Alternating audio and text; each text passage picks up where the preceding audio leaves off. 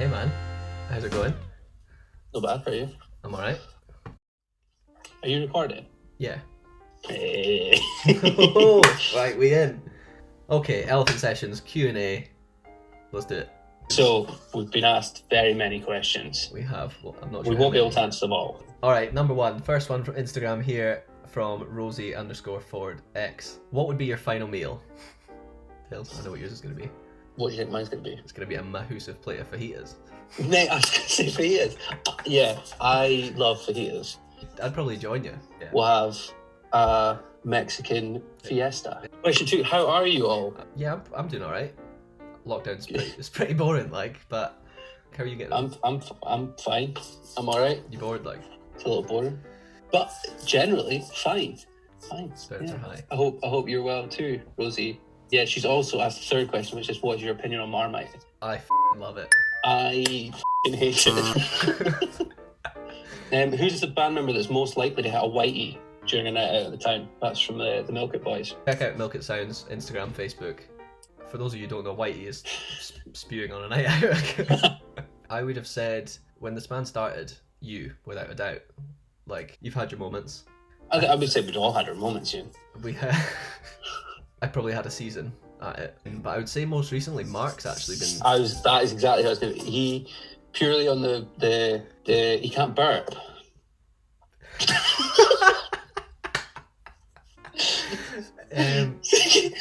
So we'll get we can add in a little comment from him there. Right, boys, Mark here. So I heard that I've been given the accolade in the band as the biggest spewer. I will accept that. I do definitely spew a lot. Party harder than everybody else. Actions have consequences. I do think that Arthur Taylor needs a special mention though for next day spews. I have held his hair and passed him bottles of water and rubbed his back in many a continent the next day. So I do think that must be mentioned. Anyway, thanks for that, lads. Tails, are you planning any Stirling gigs once lockdown is eased? We were due to play less than a week ago. Saw it in the diary, Travelodge of Stirling. Yes, Stirling's on the list. Yeah, we'll be back in the top with, I'm sure. For sure. Great fun night. Is there an accordion on the track Misty Badger, and if so, who's playing the part? From Dave the drummer. What you saying, Dave? There is an accordion. Andrew Waite plays accordion on Misty Badger. Aye, we've got Andrew in. Just gave the track a lift. Who would have thought an accordion would fix our problems? Ewan, this comes in from Jane X Chapman, who's asking your favourite place to tour. Scottish gigs, home gigs, absolutely banging.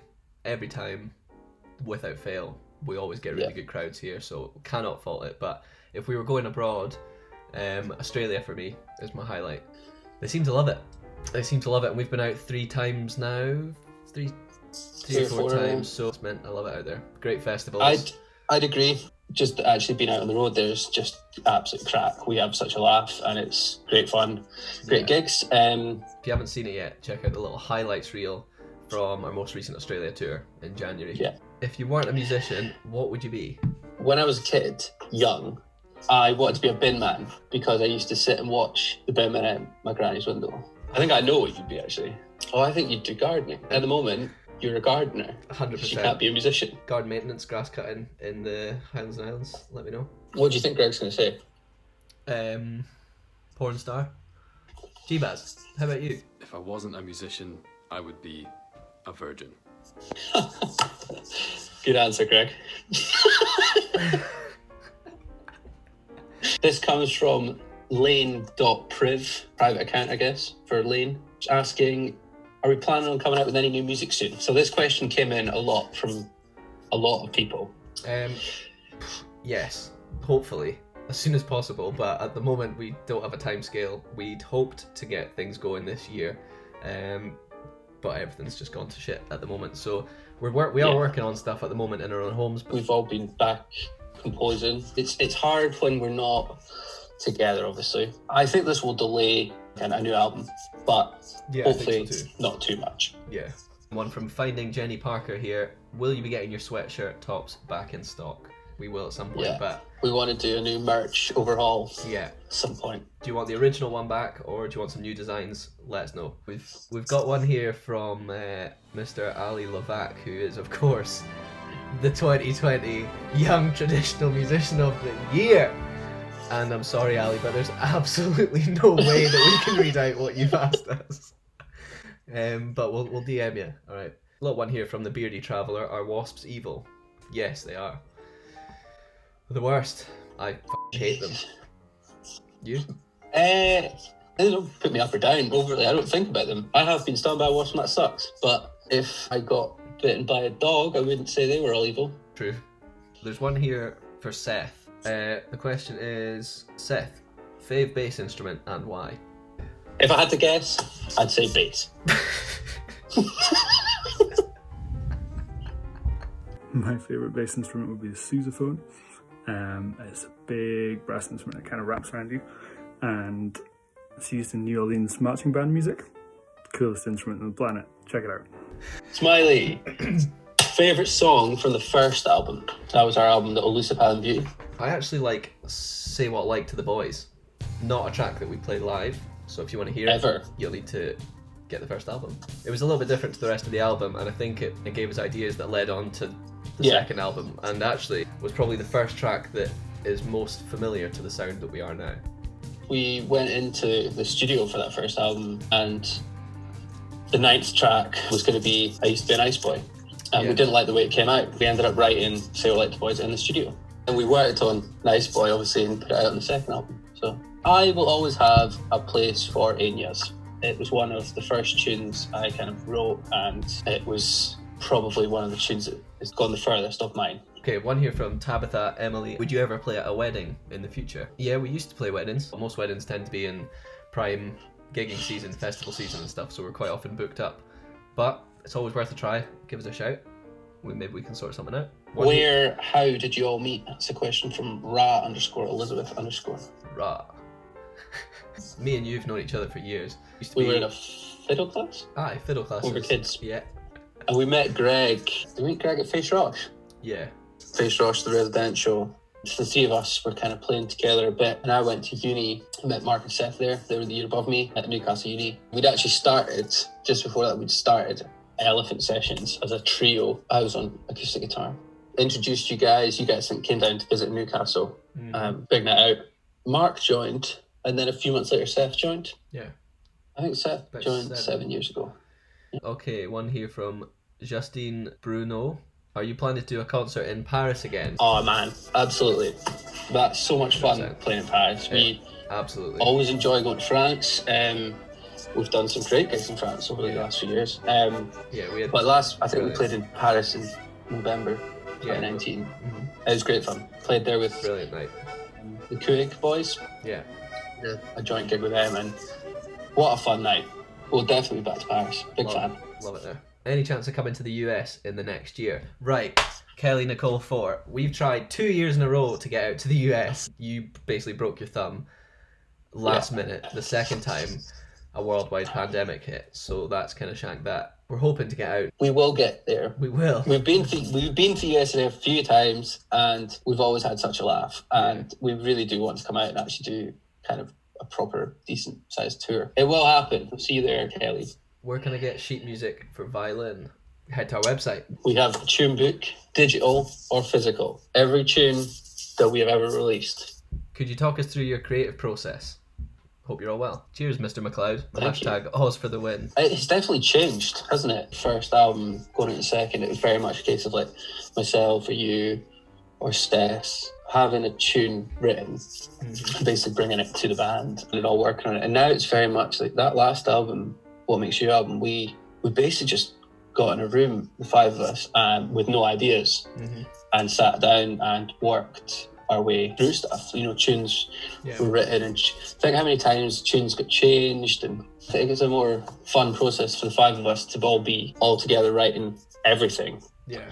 I think it's a slower process, but it's more enjoyable. Given the situation now, that's turned on its head, so the next few months is probably going to be quite testing to write music, because we're so used to doing it together and having the backline, the guitar, the bass, the drums to get an idea straight on. So if you've got a slight melody idea, straight away you've got a bass line, you know, there's backing chords, there's a nice rhythm. Not having that, it's far more difficult, I think. I also think we're going to come back to it with a lot of enthusiasm, because we won't have played together in the same room for ages.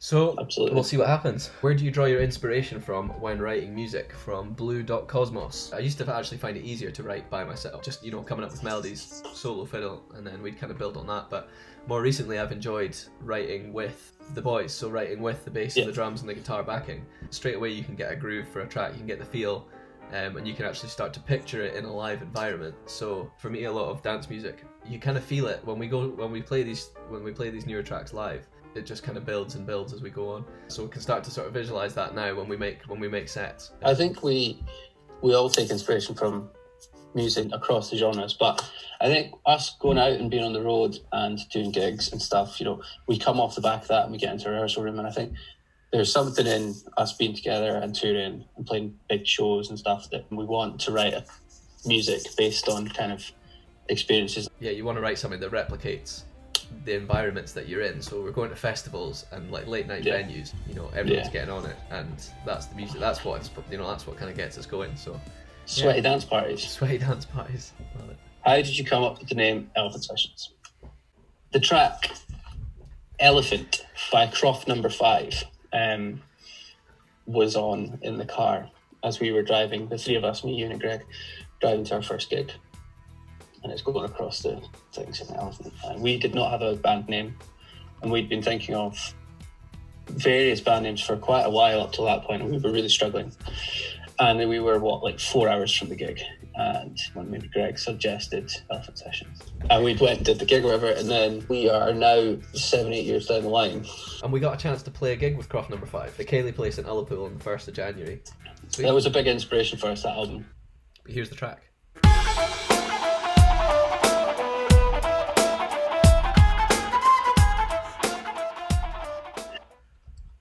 Lost the thing. Is what makes you in a changing time signature or just super syncopated? The first part is it's a bar 6/4, bar 4/4, it goes like that, and then the second part is in 6/4. You can get it from albumsessions.com/merch. Pete Kinnan. Alright, Pete, why Legend. Why are you all such glorious bastards? What's your secret? I think it's just born into you. Yeah. You either have it or you don't. And we don't. But thanks for the message, Pete. From Andrew Spalding here, asking what your favourite alcoholic drinks are. Hannah Tennant's. That's your favourite alcoholic beverage? Stick with what you know. Vodka Coke maybe for me. I'll go boring as well. It depends on the night, doesn't it? Vodka Coke if you're going partying. We dram a whiskey at night maybe if you're... We've never had those nights. Oh no, I wouldn't have it with you. With your other mates. What Scottish venue would you most like to play at that you haven't already? That's a good question. That's from Graham Repper. For me, it's got to be the Barrowlands. Yeah, I would say that's pretty high up the list for us. Saw Jamie T there a while ago. Saw Nightworks there. Yeah. That's just an absolute banger, isn't it? Love to play it. That's from big Graham Repper. Stand free. Who are your musical influences? From Maria Jeddah Burnside. When I was a young teenager, my dad got me an MP3 player. But filled it with music for me, and it had all sorts of music, Led Zepp, Hendrix, things like that, and that got me into playing guitar and stuff. Prior to that, I used to get taken to folky gigs and all the time. If we're talking about what got me into kind of playing the way I do now and what we're doing now, I guess bands like Sugar Nifty, Pete Boggs, Martin Bennett, Croft Number 5. So that was kind of the first link to traditional and electronic that we got. Who are your favourite Scottish artists and who are your main inspirations for your music? That's from Alistair Kevin. Cheers. I think we've touched on inspirations, but Scottish artist-wise, Project Smock, Canaris Quintet, Talisk, Sheehan. Wider than just folky, I've always enjoyed Church's Biffy Clyro, Frightened Rabbit. Tamzine. Yeah, and releasing some great singles recently. How are you keeping occupied in lockdown? From Auntie Lisa Whittock. How you doing, Lisa? How are you keeping occupied? I've been cycling. Quite a few of the boys have been doing that. What's your route like? Where are you going? Oh, it's changing all the time, mate. Changing all the time. Just been trying to get out for your daily exercise. I've been trying to do a cycle or a walk or something every day. Apart from that, what am I doing? Kind of all. Yeah, I mean, you're obviously gardening a lot. I guess that's keeping you occupied. Bit of gardening here and there, yeah. Bit of DIY. Did you not make that beautiful desk you're sat at? Little scene here. Homemade desk. Wow. Look at that. Look at that. Look at that. You can get them at youandsmiley.com/DIY. Standout festival or gig moment. The first one that comes to mind for me is at Woodford Festival in Australia on Hogmanay for the Year of Scotland in Australia 2020. We got to perform with Indigenous dancers across the bells. They came out on stage with us, and it was just thousands of people. That was everyone going big wild. gig, that. Yeah.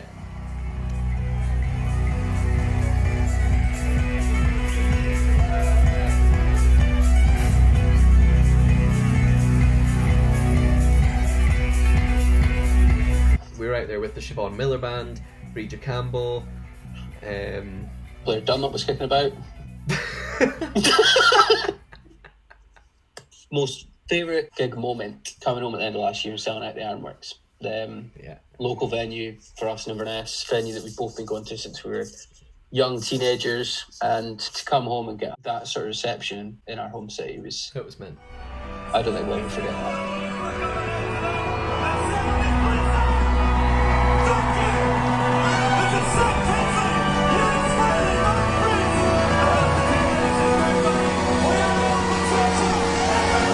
Sold it out, and it was incredible.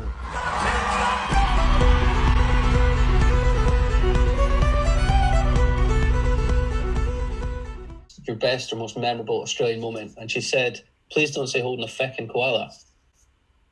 That was pretty up there for you, wasn't it? You haven't stopped talking about that. I stole my answer there, Jane. The wildlife there is very, like, we saw roos in the wild and stuff. Like, seeing that is just, that is very memorable. Seth hit a wallaby in the van. That wasn't as good. I was really sad about that. Definitely the most memorable thing though is just the heat. First time that heat hit. Holy hell! This is hot. This is serious. Holding a koala was very memorable as well. I'm not gonna lie. Give us something to look forward to. New music, new merch, just anything, guys. Struggling here from Horatio James. Sounds like he's having a hard time. Like, I feel you, man. New music is in the pipeline. We just don't have a time scale at the moment for that. New merch, we are going to get some new merch in. We're just trying to work things out at the moment, but that is on its way. But in the meantime, we do have merch on our website. We've got 3 albums, we've got tune books, we've got vinyl. Check it out if you'd like any of that. elfinsessions.com. And we've got also got